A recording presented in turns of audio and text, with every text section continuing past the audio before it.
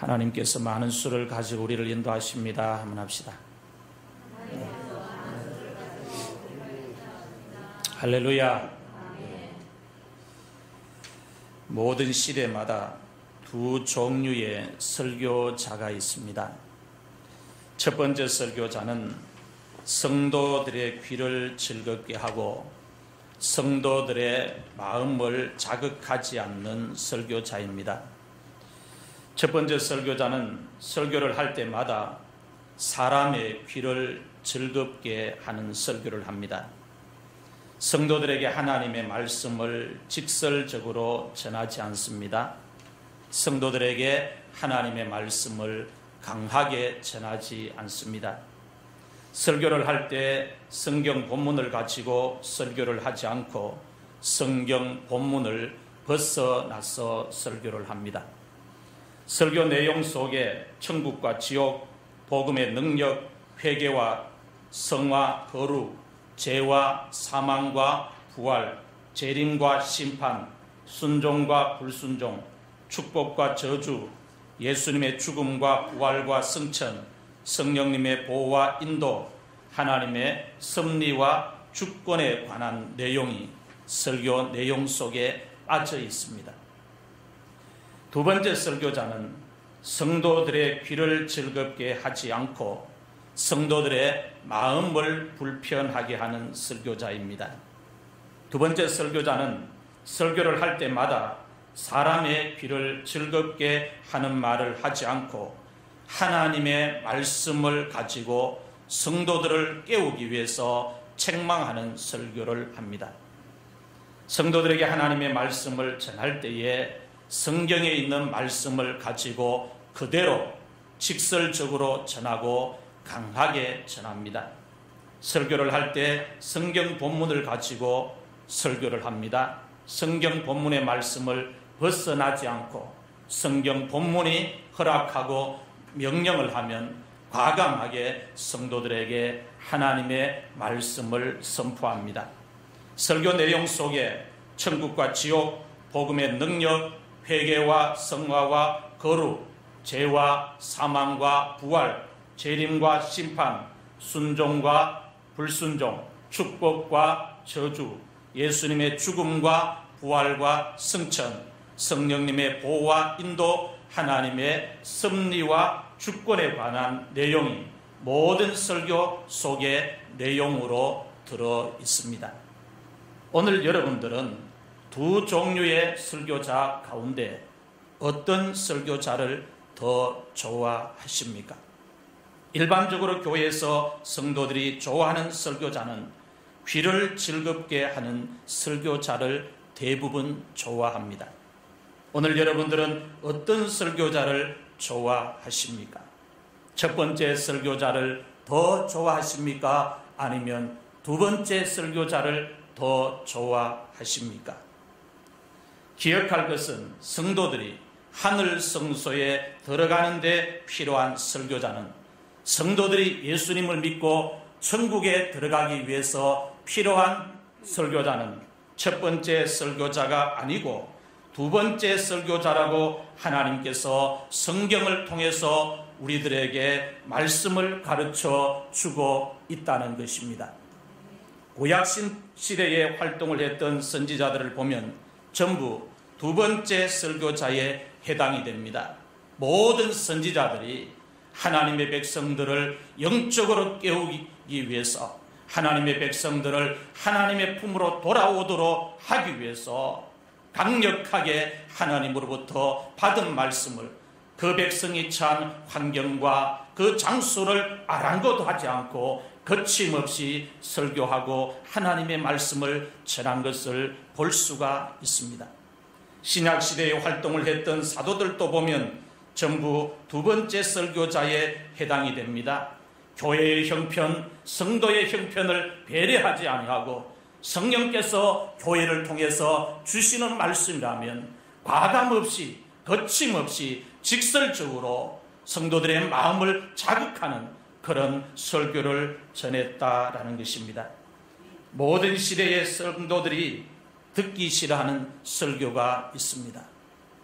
어떤 설교를 모든 시대의 성도들이 듣기를 싫어하는가 하면 자신의 죄를 책망하는 설교를 듣기 싫어합니다. 하나님의 심판을 이야기하는 설교를 듣기 싫어합니다. 믿음 생활을 잘못하고 있다는 것을 지적하고 책망하는 설교를 싫어한다는 것입니다. 오늘 본문 말씀을 보면 성도들이 듣기 싫어하는 설교를 히브리서 기자가 성도들에게 하고 있습니다. 히브리서 기자가 성도들에게 한 설교 내용은 뭐냐? 하나님의 무서운 심판이 성도들을 기다리고 있다는 것입니다. 히브리서 기자가 이 설교를 하고 싶어서 이 설교를 성도들에게 편지를 써서 했을까요? 그렇지 않을 것입니다. 주의 성령이 히브리서 기자의 마음을 움직이고 입술을 움직여서 이 설교를 성도들에게 하지 않으면 성도들이 영적으로 깨어나지 않기 때문에 성도들을 영적으로 깨우기 위해서 이 설교를 준비했고 성령이 주시는 말씀을 과감하게 교회와 성도들에게 외치고 선포했다는 것입니다. 심판에 대해서 설교하는 것을 저도 피하고 싶습니다. 피하고 싶지만 오늘 본문 말씀이 하나님의 심판에 대해서 말씀을 하고 있기 때문에 심판에 대해서 설교하는 것을 피하지 아니하고 오늘 본문 말씀을 가지고 하나님의 무서운 심판이 오늘 우리들을 기다리고 있다는 제목을 가지고 여러분들에게 말씀을 드리겠습니다. 첫 번째로 하나님의 아들을 짓밟고 언약의 피를 부정한 것으로 여기고 성령을 욕되게 하는 자가 받는 무서운 형벌에 대해서 말씀을 하고 있습니다. 본문 28절 29절 말씀을 같이 읽겠습니다. 시작. 모세의 법을 피한 자도 두세 증인으로 말미암아 불쌍히 여김을 받지 못하고 죽었거든 하물며 하나님의 아들을 짓밟고 자기를 거룩하게 한 언약의 피를 부정한 것으로 여기고 은혜의 성령을 욕되게 하는 자가 당연히 받을 형벌은 얼마나 더 무겁겠느냐 너희는 생각하라. 아멘. 이 말씀을 직설적으로 표현하면 어떤 말씀이냐 하면 예수님을 제대로 믿으라는 것입니다. 믿음 생활을 제대로 하라는 것입니다. 신앙 생활을 장난치지 말라는 말씀입니다. 하나님이 살아계신데 어떻게 믿음 생활을 그렇게 할 수 있느냐라는 것입니다. 정말로 하나님을 믿는다면 믿음 생활을 그렇게 하면 안 된다는 말씀을 전하기 위해서 히브리서 기자가 이렇게 표현을 하고 있는 것입니다. 본문 말씀 자체가 귀를 즐겁게 하는 말씀이 아니고 귀를 자극시키는 말씀이고 성도의 마음을 불편하게 하고 자극을 시키는 말씀입니다. 믿음 생활을 하고 있는데 더 잘해라는 것입니다. 더 열심히 해라는 것입니다. 그래야 하늘 성소에 들어갈 수 있다고 그렇게 가르치고 있습니다. 디모데후서 4장 1절에서 4절 말씀을 보면 귀를 즐겁게 하는 설교에 대해서 말씀을 하고 있습니다. 같이 읽겠습니다. 시작. 하나님 앞과 살아있는 자와 죽은 자를 심판하실 그리스도 예수 앞에서 그가 나타나실 것과 그의 나라를 두고 엄히 명하노니 너는 말씀을 전파하라. 때를 얻든지 못 얻든지 항상 힘쓰라. 범사의 오래 참음과 가르침으로 경책하며 경계하며 권하라. 때가 이르리니 사람이 바른 교훈을 받지 아니하며 귀가 가려워서 자기의 사욕을 따를 스승을 많이 두고 또 그 귀를 진리에서 돌이켜 허탄한 이야기를 따르리라. 아멘. 너는 말씀을 전파라는 말씀은 원뜻은 뭐냐면 너는 말씀을 제대로 가르치라 그런 뜻입니다. 디모데후서 4장 1절에서 4절 말씀을 세번역 성경은 이렇게 번역을 하고 있습니다. 나는 하나님 앞과 산 사람과 죽은 사람을 심판하실 예수 그리스도 앞에서 그분의 나타나심과 그분의 나라를 두고 엄숙히 명령합니다. 그대는 말씀을 선포하십시오. 기회가 좋든지 나쁘든지 꾸준하게 힘쓰십시오. 끝까지 참고 가르치면서 책망하고 경계하고 권면하십시오. 때가 이르면 사람들이 건전한 교훈을 받으려 하지 않고 귀를 즐겁게 하는 말을 들으려고 자기네 욕심에 맞추어 스승을 모아 드릴 것입니다. 그는 진리를 듣지 않고 꾸민 이야기에 귀를 기울일 것입니다. 아멘.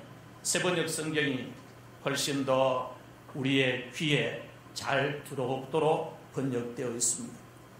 귀를 즐겁게 하는 말씀을 전하지 말고 하나님의 말씀을 제대로 가르치고 제대로 선포하라는 겁니다. 마지막 시대에는 귀를 즐겁게 하는 스승들이 많이 나타난다고 이야기합니다. 그런 귀를 즐겁게 하는 그런 말을 하지 말고 너는 귀를 즐겁게 하는 그런 말을 하지 말고 그리스도 예수 앞에서 산 사람과 죽은 사람을 심판하실 그분의 나타나심과 그분의 나라를 두고 엄히 명령하니 말씀을 제대로 선포해라. 그렇게 명령하고 있습니다.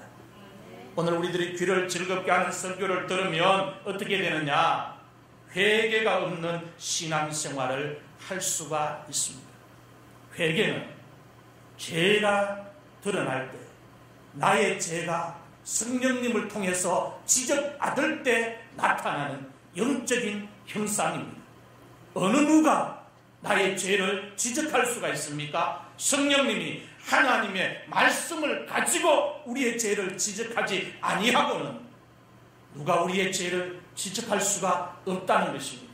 그래서 하나님의 말씀을 우리가 제대로 들어야 한다는 것입니다. 제대로 들으려면 귀를 즐겁게 하는 말씀이 아니라 우리의 귀를 자극하게 하고 내 마음을 불편하게 하는, 내 마음을 자극하는 그런 하나님의 말씀을 들으면 성령이 그 말씀을 가지고 나의 죄를 지적하고 지적받은 그 죄를 하나님 앞에 회개할 수가 있다는 것입니다. 귀를 즐겁게 하는 설교를 들으면 성령을 쫓아서 살아가지 않고 육신의 정욕을 쫓아서 살아가게 됩니다.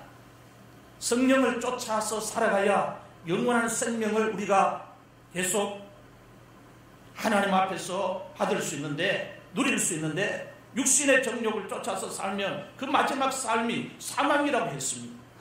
그렇게 귀를 즐겁게 하는 설교를 계속 들으면 교회 와서 어떤 회개하는 생활도 없습니다. 어떤 변화도 없습니다. 맹숭맹숭합니다. 10년을 믿어도 똑같습니다. 귀를 즐겁게 하는 설교만 계속 들으면 마지막에 하늘 성소에 들어가지 못할 수가 있다고 성경은 이야기를 하고 있습니다. 신앙생활의 최종 목적이 무엇입니까? 하늘 성소에 들어가는 것입니다. 천국에 들어가는 것입니다. 천국은 누가 들어가느냐? 죄를 회개하는 사람이 들어가는 것입니다. 죄를 누가 회개합니까? 하나님의 말씀을 통해서 우리가 책망을 받고 교훈을 받고 죄를 지적받을 때 회개할 수가 있다고 이야기하고 있습니다. 하늘 성소에 들어가려면 힘을 써야 합니다. 지난주에 하늘 성소에 들어가려고 힘을 쓰는 사람들이 살아야 하는 삶에 대해서 세 가지 말씀을 드렸습니다. 첫 번째 삶은 현재 믿고 있는 믿음의 도리와 소망을 굳게 붙잡고 흔들리지 말아야 한다고 말씀을 드렸습니다. 두 번째 삶은 서로 돌아보면서 사랑과 선행을 격려해야 한다고 말씀을 드렸습니다. 교회에서 나의 이름이 다른 성도들의 이름보다 앞에 있으면 나의 이름보다 뒤에 있는 성도들이, 이름이 앞에 있는 성도들이 잘 돌아봐야 한다고 말씀을 드렸습니다. 그리고 교회에서 나보다 봉사를 더 많이 하고 나보다 헌신을 더 많이 하는 성도가 있으면 그들을 시기하고 질투하지 말고 그들의 선행을 바라보면서 마음속으로 도전을 받고 그들의 사랑과 선행을 격려하면서 나도 저렇게 신앙생활 해야지 하는 결심을 가져야 한다고 말씀을 드렸습니다. 세 번째 삶은 개인적으로 모이는 것을 피하는 사람들의 습관을 따라가지 말고 주님의 날이 가까이 다가올수록 더 열심히 주님 앞에 모여야 한다고 말씀을 드렸습니다. 영적인 힘은 모일 때 강해집니다. 초대교회가 영적으로 힘이 있었던 것은 성도들이 교회에 열심히 모였기 때문입니다. 모였기 때문에 초대교회가 힘이 있었고, 모였기 때문에 초대교회 안에 성령의 역사와 능력이 강하게 나타났던 것입니다. 본문 26절 27절 말씀을 같이 읽겠습니다. 시작. 우리가 진리를 아는 지식을 받은 후 짐짓 죄를 범한즉 다시 속죄하는 제사가 없고 오직 무서운 마음으로 심판을 기다리는 것과 대적하는 자를 태울 맹렬한 불만 있으리라. 아멘.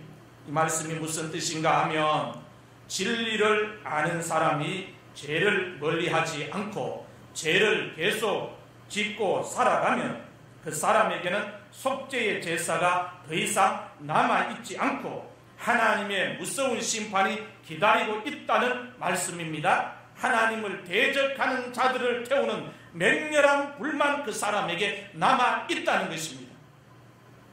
다시 말씀을 드리면, 진리를 알았으면 진리 안에 거해라는 겁니다. 진리를 알았으면 진리를 쫓아가는 신앙생활을 하라는 것입니다.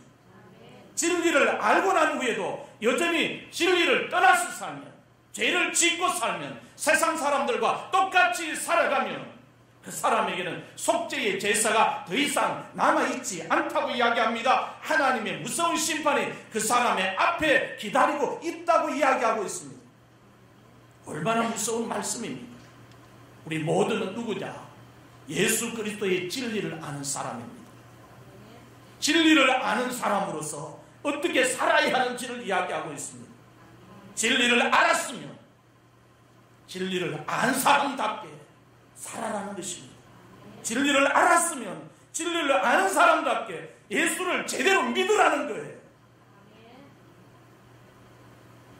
그러므로 오늘 우리들이 예수님께서 들어가신 하늘 성소에 들어가려면 예배 시간에 나와서 하나님의 말씀, 진리의 말씀을 들을 때 시간마다 자극을 받아야 합니다. 여러분, 교회에 와서 세상 이야기 들으려고 교회에 나오는 분들 한 분도 없지 않습니까? 정치 이야기 들으려고 교회에 나온 분들 한 분도 없지 않습니까?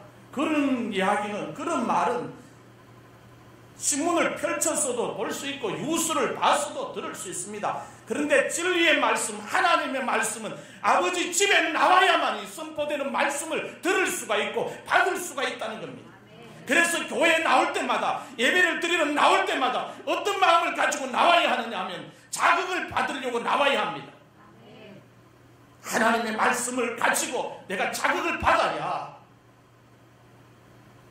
진리 안에 다시 그 안에 생활을 할 수가 있다는 것입니다. 하나님 말씀을 들을 때마다, 진리의 말씀이 선포되는 것을 들을 때마다 귀도 자극을 받고 마음도 자극을 받고 내 양심도 자극을 받아야 합니다. 자극을 받아서 견딜 수 없는 찌름이 있어야 되는 거예요.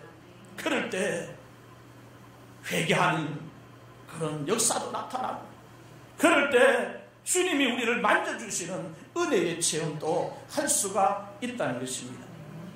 오늘 여러분들은 예배 시간에 나와서 하나님 말씀을 들을 때 자극을 제대로 받고 있습니까?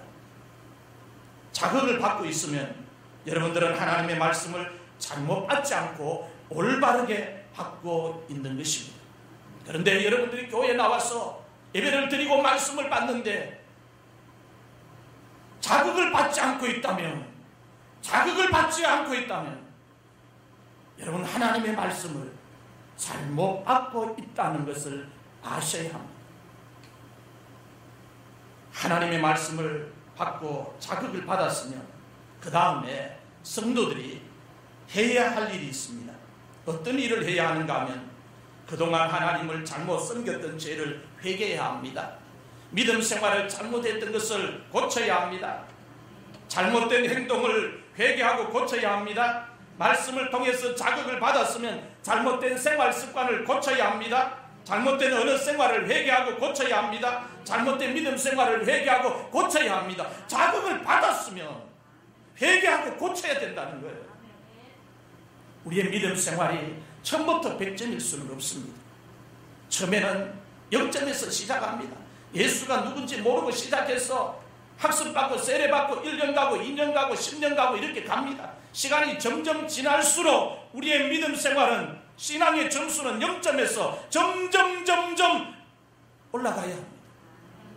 그렇게 올라가기 위해서는 하나님의 말씀을 통해서 제대로 자극을 받고 제대로 회개하는 생활을 통해서 우리가 신앙생활을 하면서 고칠 때 우리의 영적 점수, 신앙생활의 점수가 올라갈 수가 있다는 것입니다.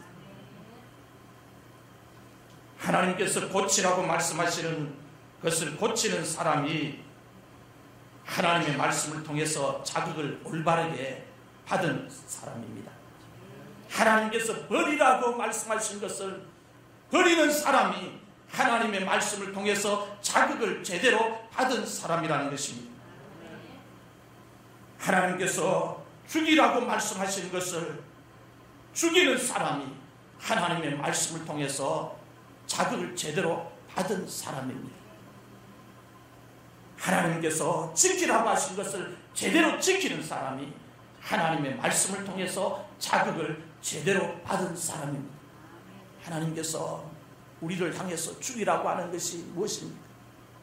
정욕을 죽이고 욕심을 죽이고 교만을 죽이고 불순종을 죽이라, 그렇게 말씀합니다.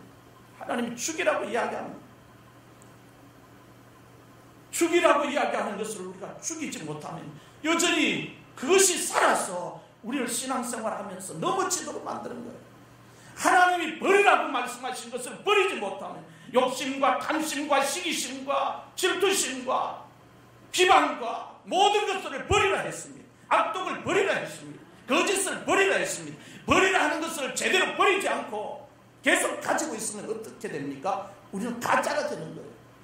그래서 하나님의 말씀을 통해서 자극을 받았으면 하나님이 고치라는 걸 빨리 고치고 버리라는 것을 빨리 버리고 죽이라는 것을 죽이고 지키라는 것을 지키면서 살아갈 수 있어야 한다는 것입니다. 하나님이 지키라고 명령하셨는데도 신앙생활을 10년, 20년 해도 계산만 합니다. 주판을 놓습니다. 내게 이익이 있나 없나, 이거 하면 손해는 안 보나, 이런 것만 계산하고 지키지 못하고 신앙생활을 합니다. 여러분이 하나님 같으면 그렇게 신앙생활을 하는 자녀에게, 그렇게 신앙생활하는 가정에, 성도의 가정에 복을 주시겠습니까? 계산만 자꾸 하는데 하나님이 지키라고 하시면, 하나님이 지키라고 하시면, 하나님이 지키라고 하시면, 하나님의 말씀을 통해서 자극을 받았으면 지켜야 합니다. 성탄절날 예은이가 숫자 맞추는다고 해놨어요. 그래서 설교 녹음을 해가지고 줬더니 설교 들었나 이야기 하니까 아직 못 들었대요. 제가 얼마나 혼냈는지 아십니까? 네가 집에 있어도 말씀을 듣는 그게 예배인 줄 알아야지. 네가 그렇게 살면서 하나님의 인도와 보호를 받으려고 하냐. 눈에 눈물이 핑 돌 정도로 제가 꾸중을 했습니다. 왜 그렇게 합니까? 자식을 사랑하니까 그렇게 하는 거죠. 풀어주면 진리 안에서 살지 못하기 때문에 그렇게 하는 거죠. 그렇게 호되게 책망하고 꾸중하니까 말씀을 듣고 저한테 보고하러 왔습니다. 아빠, 제가 말씀을 들었는데 말씀 내용이 이렇지요 하고 확인하고, 그래, 맞다, 잘 들었다. 오늘 우리가 믿음 생활을 어떻게 하느냐가 중요합니다. 교회 나올 수 있습니다. 출석할 수 있습니다.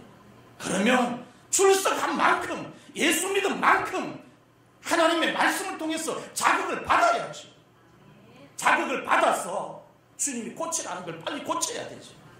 버리라는 걸 빨리 버려야 되지. 죽이라는 걸 빨리 죽여야 되지. 지키라는 걸 빨리 지켜야 되지. 그래야 우리가 주님의 날개 아래 거할 수 있습니다. 그래야 오늘 우리가 주님의 보호 아래 거할 수가 있다는 거예요. 세상에서 성도들이 온전하게 되는 길은 하나님의 말씀밖에 없습니다. 하나님의 말씀만이 성도들을 세상에서 온전한 사람으로 만들 수가 있습니다. 하나님의 말씀만이 성도들을 세상에서 온전한 사람으로 하나님 앞에 세울 수가 있습니다. 디모데후서 3장 16절 17절 말씀을 같이 읽겠습니다. 시작. 모든 성경은 하나님의 감동으로 된 것으로 교훈과 책망과 바르게 함과 의로 교육하기에 유익하니 이는 하나님의 사람으로 온전하게 하며 모든 선한 일을 행할 능력을 갖추게 하려 함이라. 아멘. 하나님의 말씀만이 성도들을 세상에서 온전한 하나님의 사람으로 만들 수 있고 세울 수 있다고 이야기합니다. 하나님 말씀 외에는 없다는 거예요.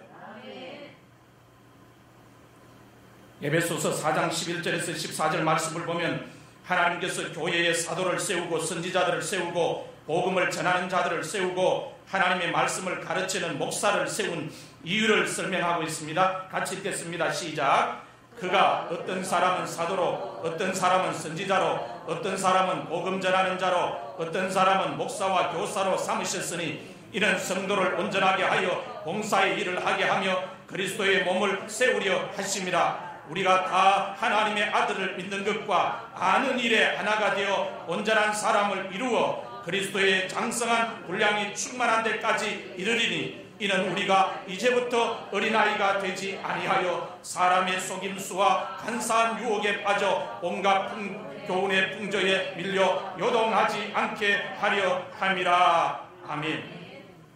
하나님이 왜 교회에 사도를 세우고 선지자를 세우고 하나님의 말씀을 가르치는 목사를 세웠는지를 분명하게 이야기하고 있습니다. 이는 성도를 온전하게 하기 위해서라고 이야기합니다. 온전하게 되어야 봉사를 해도 제대로 한다는 겁니다. 그리고 온전하게 되어야 성도들 각자가 그리스도의 지체인데 그 지체들이 모여서 그리스도의 몸을 온전히 세운다는 겁니다. 성도들이 신앙생활을 하면서 제일 중요한 것이 있습니다. 놓치면 안 되는 것이 있습니다. 무엇인가 하면 회개입니다. 여러분 예수 믿고 난 후에 이 회개를 여러분 옆에 항상 같이 놓아둘 수 있기를 바랍니다.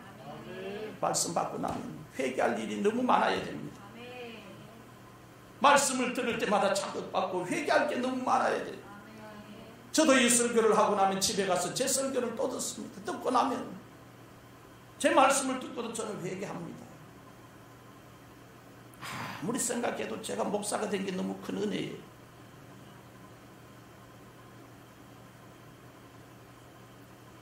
하나님의 은혜 생각하면 너무 크고 너무 놀라운데 하나님이 기뻐하시는 사람이 되려고 발버둥 치지만 여전히 하나님이 요구하시는 수준에 미달된다고 생각하니까 가슴이 아프고 마음이 아프고 그러다 보니까 가슴을 치면서 기도하게 되고 주님 도와주세요. 주님 은혜 없이는 안 돼요. 그렇게 매달리는 거죠. 회개를 통해서 성도들이 성화가 됩니다. 회개를 통해서 성도들이 죄를 멀리하게 됩니다. 회개를 통해서 성도들이 죄를 끊어버리게 됩니다. 회개를 통해서 성도들이 교만을 버리고 겸손을 취하게 됩니다. 회개를 통해서 성도들이 불순종을 버리고 순종을 취하게 됩니다. 회개를 통해서 성도들이 미움을 버리고 사랑을 취하게 됩니다. 회개를 통해서 성도들이 육신의 정욕을 버리고 성령을 쫓아서 살아가게 됩니다. 회개를 통해서 성도들이 날마다 자기를 부인하고 자기의 정욕과 자기의 욕심과 자기의 탐심을 십자가에 못을 박습니다. 회개가 이렇게 중요합니다. 그래서 성도들의 신앙생활 속에서 회개를 멀리 놓아두고 신앙생활하면 그 사람에게는 신앙에 답이 없습니다. 회개를 항상 옆에 두고 말씀을 받을 때마다 자극을 받고 지금 나는 하나님 앞에 회개할 것이 없나 또 뒤돌아보고 살펴보고 점검하면서 날마다 자기를 말씀을 가지고 자극을 받고 회개할 때 하나님의 사람으로 온전하게 세워진다는 것입니다. 이렇게 중요한 회개를 성도들이 놓치지 않고 제대로 하려면 하나님의 말씀을 들을 때마다 자극을 제때 받아야 되는 거예요. 자극을 받고 마음이 그때마다 말씀을 받을 때마다 불편해야 됩니다. 얼굴이 화끈거리는 그런 현상이 예배 시간에 말씀을 받을 때 여러분들이 말씀대로 살지 못할 때 강단을 통해서 말씀이 선포될 때 여러분의 얼굴이 화끈거리는 게 있어야 되는 부끄러운 것이 있어야 된다는 거예요. 그게 바로 하나님이 자극하는 거예요. 그런 자극이 있으면 고치면 돼요. 그런 자극을 받으면 빨리 진리 안에 거하면 되는 거예요. 신앙생활 하는데 귀만 즐겁게 하는 말씀을 들으면 언제 우리가 신앙생활하면서 잘못 믿음 생활하는데도 불구하고 얼굴이 화끈거리겠습니까? 그런 일은 없습니다. 하나님 말씀 제대로 선포될 때 자극을 받고 그 자극이 얼굴을 화끈거리게 해서 고개를 들 수 없을 만큼 부끄럽고 창피한 그런 현상이 내게 일어날 때 그걸 가지고 회개하고 하나님 내 마음대로 안 돼요. 내 의지대로 안 돼요. 믿음 생활 잘할 수 있도록 주님 도와주세요 하면서 성령 의지하면 소망이 있는 거예요. 하나님 말씀을 들을 때마다 자극을 받아야 회개를 놓치지 않고 제때 할 수가 있다는 말씀입니다. 모세의 율법을 어긴 사람 또 두세 증인이 있으면 율법을 어긴 그 사람이 불쌍히 여김을 받지 못하고 죽임을 당했다고 성경이 말씀을 하고 있습니다. 율법을 어긴 그 사람을 불쌍히 여기지 않고 두세 증인만 있어도 모세의 율법을 어기면 그 사람은 사형에 처했다고 말씀하고 있습니다. 히브리서 기자가 하나님의 심판에 대해서 여기서 은낙도로 말씀을 음했지 아니하고 한 걸음 더 하나님의 심판에 대해서 앞으로 나아가서 성도들에게 말씀을 전하고 있습니다. 한 걸음 더 앞으로 어떻게 나아가고 있습니까? 모세의 율법을 어긴 사람도 두세 증인이 있으면 율법을 어긴 그 사람이 불쌍히 여김을 받지 못하고 죽임을 당했다면 사형에 처했다면 하물며 하나님의 아들을 짓밟고 자기를 거룩하게 한 언약의 피를 부정한 것으로 여기고 은혜의 성령을 욕되게 하는 사람이 당연하게 받을 형벌은 얼마나 무거울지 얼마나 무서울지 하면서 말씀을 가지고 성도들에게 책망하고 있습니다. 모세의 율법을 어겨도 두세 증인만 있으면 그 율법을 어떤 것을 어겼느냐에 따라서 사람이 불쌍히 여김을 받지 못하고 죽임을 당했다면 하물며 하나님께서 보내주신 독생자들을 제대로 섬기지 않고 그 독생자를 짓밟고 예수 그리스도께서 흘리신 그 언약의 피를 부정한 것으로 여기고 성령을 은혜를 주시는 성령을 욕되게 하면서 믿음 생활을 한 자가 하나님 앞에 받을 당연한 벌이 얼마나 무섭고 얼마나 무거운지 한번 생각해 봐라는 거예요. 하나님 살아계시는데 하나님의 심판이 오늘 우리 앞에 기다리고 있는데 믿음 생활을 어떻게 그렇게 할 수 있느냐? 히브리서 기자가 성도들을 깨우치고 있습니다. 두 번째로 하나님께서 자기 백성을 심판하신다고 말씀하고 있습니다. 본문 30절에서 31절 말씀을 같이 읽겠습니다. 시작. 원수 갚는 것이 내게 있으니 내가 갚으리라 하시고 또다시 주께서 그의 백성을 심판하리라 말씀하신 것을 우리가 아노니 살아계신 하나님의 손에 빠져 들어가는 것이 무서울진저. 아멘. 여기서 히브리서 기자가 이야기하고 있는 심판은 두 종류입니다. 첫 번째 심판은 개인적인 심판이고 두 번째 심판은 종말적인 심판입니다. 개인적인 심판은 뭐냐? 하나님께서 이스라엘 백성들이 잘못할 때마다 징계하시는 것입니다. 이스라엘 백성들이 범죄할 때마다 이방 나라에게 이스라엘 백성들을 맡기시고 각종 재앙을 가지고 이스라엘 백성들을 심판하시는 것을 말합니다. 이것을 성경은 개인적인 심판이라고 이야기합니다. 종말적인 심판은 뭐냐? 하나님께서 예수 그리스도를 통해서 마지막 날에 나타나셔서 행사하시는 심판을 말합니다. 개인적인 심판이든지 종말적인 심판이든지 살아계신 하나님께서 사람들을 징벌하시는 심판의 손에 사람이 빠지는 것은 정말 무섭고 정말 두려운 일이라고 히브리서 기자가 성도들에게 말씀을 하고 있습니다. 개인적으로 죄를 범해서 하나님이 그 사람을 징계하고 심판해도 그 심판은 하나님의 손에 빠지는 것이니까 무섭고, 그리고 역사의 마지막 날 믿음 생활 잘못해서 예수를 잘못 믿어서 그 예수님이 오셔서 내리는 심판의 날에도 하나님의 손에 잘못 믿은 대가로 심판을 받는다면 그 하나님의 손에 빠지는 것도 무서운 일이라고 가르치고 있습니다. 여러분, 하나님께서 개인적으로 내리는 심판이 분명히 있다는 것을 기억할 수 있기를 바랍니다. 종말의 날에도 하나님께서 세상에 내리시는 심판이 분명히 있다고 성경은 말씀을 기록해서 우리에게 가르쳐 주고 있습니다. 그러므로 살아계신 하나님께서 사람들을 징벌하시는 심판의 손에 빠지지 않도록 항상 조심해야 합니다. 계시록 20장 12절에서 15절 말씀을 같이 읽겠습니다. 시작.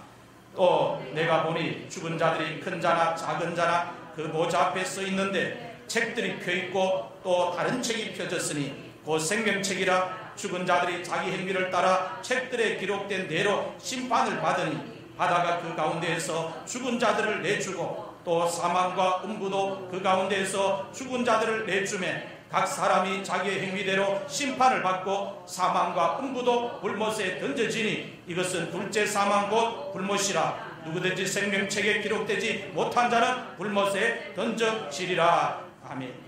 자기 행위대로 각 사람이 심판을 받는다고 이야기하고 있습니다. 죽은 자들이 자기 행위를 따라 책들에 기록한 내용대로 심판을 받는다고 말씀을 하고 있습니다. 베드로후서 3장 10절에서 14절 말씀을 보면 마지막 날 심판을 위해서 성도들이 어떤 사람이 되어야 하는지 말씀하고 있습니다. 같이 읽겠습니다. 시작. 그러나 주의 날이 도둑같이 오리니 그날에는 하늘이 큰 소리로 떠나가고 물질이 뜨거운 불에 부러지고 땅과 그 중에 있는 모든 일이 드러나리로다. 이 모든 것이 이렇게 부러지리니 너희가 어떠한 사람이 되어야 마땅하냐. 거룩한 행실과 경건함으로 하나님의 날이 임하기를 바라보고 간절히 사모하라. 그날에 하늘이 불에 타서 부러지고 물질이 뜨거운 불에 녹아지려니와 우리는 그의 약속대로 의가 있는 곳인 새하늘과 새 땅을 바라보노도다. 그러므로 사랑하는 자들아 너희가 이것을 바라보나니 주 앞에서 점도 없고 흠도 없이 평강 가운데서 나타나기를 힘쓰라. 아멘. 어떠한 사람이 되어야 마땅하냐라고 말씀합니다. 예수 그리스도께서 종말적인 심판을 가지고 세상에 임하실 텐데 그때 하나님의 자녀들인 성도들이 어떤 삶을 살아야 되고 하나님 앞에서 어떤 사람이 되어야 하는지를 말씀하고 있는 것입니다. 거룩한 행실과 경건함으로 하나님의 날이 임하기를 바라보고 그날을 사모하라고 그날을 준비하라고 가르치고 있습니다. 계시록 22장 7절에서 15절 말씀을 같이 한번 더 읽겠습니다. 시작. 보라 내가 속히 오리니 이 두루마리의 예언의 말씀을 지키는 자는 복이 있으리라 하더라. 아멘. 계시록 22장 12절에서 13절 말씀을 한 번 더 같이 읽겠습니다. 시작. 보라 내가 속히 오리니 내가 줄 상이 내게 있어 각 사람에게 그가 행한 대로 갚아주리라. 나는 알파와 오메가요 처음과 마지막이요 시작과 마침이라. 아멘. 계시록 16장 15절 말씀을 읽겠습니다. 시작. 보라 내가 도둑같이 오리니 누구든지 깨어 자기 옷을 지켜 벌거벗고 다니지 아니하며 자기의 부끄러움을 보이지 아니하는 자는 복이 있도다. 아멘.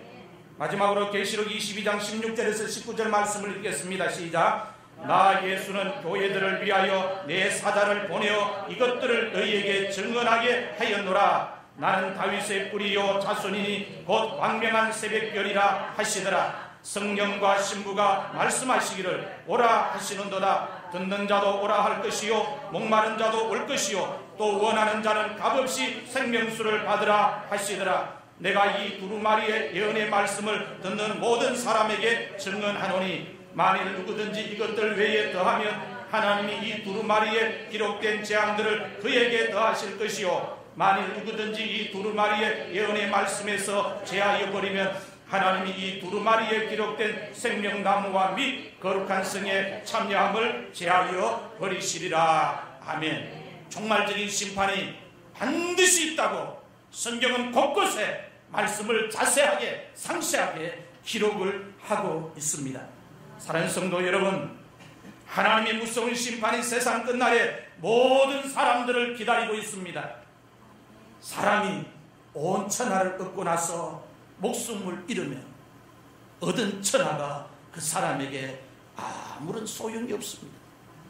성경은 사람이 온 천하를 얻고도 그 천하를 얻고 나서 그 사람이 목숨을 잃으면 얻은 천하는 아무런 의미가 없다고 예수님이 말씀하셨습니다. 마찬가지로 세상에서 사람이 부귀영화를 누리면서 살아도 마지막에 죽어서 영원히 천국에 가지 못하고 지옥에 간다면 그 사람이 세상에서 누렸던 온갖 부귀 영화는 그 사람에게 아무런 소용이 없다는 것입니다. 왜? 하나님의 무서운 심판이 세상 끝날에 기다리고 있기 때문이라는 것입니다. 예수님께서 2번 세상에 오신다고 성경의 말씀을 분명하게 기록해 놓았습니다. 한 번은 초림의 주로 예수님이 세상에 오시고, 한 번은 재림의 주로 예수님이 세상 끝날에 오신다고 말씀을 하고 있습니다. 예수님께서 초림의 주로 세상에 오셨을 때는 사람의 몸을 입고 사람을 구원하기 위해서 오셨다고 말씀합니다. 예수님께서 재림의 주로 세상에 오실 때는 사람의 몸을 입고 오지 아니하고 광명한 옷을 입고 빛나는 옷을 입고 심판주로 세상에 오신다고 말씀을 하고 있습니다. 하나님의 무서운 심판이 세상 끝날에 신자나 불신자나 기다리고 있습니다. 모든 사람들을 기다리고 있습니다. 하나님의 무시무시한 무서운 심판이 기다리고 있습니다. 히브리서 기자가 성도들에게 그 설교를 하고 있습니다. 안일하게 신앙생활하고 있는 성도들을 깨우기 위해서, 영적으로 잠자는 성도들을 깨우기 위해서 하나님의 무서운 심판이 기다리고 있다고 하면서 강력하게 하나님의 말씀을 증거하고 있습니다. 오늘 우리는 코로나를 통해서 하나 깨달아야 되는 것이 있습니다. 뭐냐면 성경이 점점 이루어지고 있다는 겁니다. 계시록의 말씀을 보면 땅의 3분의 1의 사람들이 죽는다고 이야기할 때 78억 되는 사람이 언제 3분의 1을 죽으면 얼마나 죽어야 되나 성경이 안 풀립니다. 그런데 코로나로 통해서 8천만 명이 지금 감염되었습니다. 수백만 명이 지금 죽었습니다. 이보다 더 강한 걸 하나님이 보내시면 계시록에 기록된 땅의 3분의 1의 사람들이 충분히 죽을 수 있겠구나 우리는 깨닫게 됩니다. 이 일이 발생하기 전에는 요한계시록이 보이지 않고 풀리지 않았습니다. 그런데 이 코로나로 성경이 풀려지고 있다는 겁니다. 또 요한계시록을 보면 우상 숭배자들은 천국에 못 간다고 이야기합니다. 불못에 던져진다고 이야기합니다. 그럼 대한민국에 사는 성도들은 우상 숭배할 일이 없습니다. 여러분들이 절에 가서 불상 앞에 절하겠습니까? 해와 달을 보고 빌겠습니까? 그런 우상 숭배를 안 하니까 나는 천국에 가는데 지장 없네, 걱정 없네, 그런 생각을 할 수 있습니다. 그런데 우리는 이 코로나를 통해서 세상이 돌아가는 것을 통해서 하나 깨닫는 것이 있습니다. 성경이 응해지고 있습니다. 뭐냐? 자유를 잃었을 때에 도라평지의 느부갓네살 왕이 세운 금신상 앞에 절하지 않으면 다 죽임을 당했듯이 세상 끝날에도 세상 통치자가 법을 바꾸고 제도를 바꾸어서 종교를 탄압하고 신앙을 핍박할 때 신앙을 지킬 것이냐 지키지 못할 것이냐, 우상 숭배를 할 것이냐 하지 못할 것이냐 강요하는 때가 올 때에 그때 우상 숭배하는 자들은 못 간다고 이야기합니다. 생명에 참여하지 못한다고 이야기합니다. 오늘 어쩌면 우리에게 그런 날이 올지도 모릅니다. 성경이 이루어져 가고 있음을 우리는 이 시대에 나타난 징조와 현상을 통해서 깨달을 수가 있어야 합니다. 하나님의 무서운 심판이 우리가 의식하든 의식하지 않든 점점 이루어지고 있다는 거예요. 점점 영적인 사건이, 마지막 사건이 나타나고 있다는 것입니다. 세상에서 가장 무서운 심판이 하나님의 심판입니다. 하나님의 심판을 아무도 피할 수가 없습니다. 하나님께서 각 사람이 행한 대로 마지막 날에 심판을 행하시겠다고 말씀하셨습니다. 이것이 히브리서 기자를 통해서 하나님께서 오늘 우리들에게 주시는 심판에 관한 엄중한 하나님의 말씀입니다. 하나님의 무서운 심판이 마지막 날에 모든 사람들을 기다리고 있다는 이 한 가지 말씀을 잊지 말고 여러분들이 남은 생에 여러분의 생명이 끝나는 날까지 예수님을 잘 믿으시고 믿음 생활을 잘 할 수 있기를 주의 이름으로 축원합니다. 기도하겠습니다.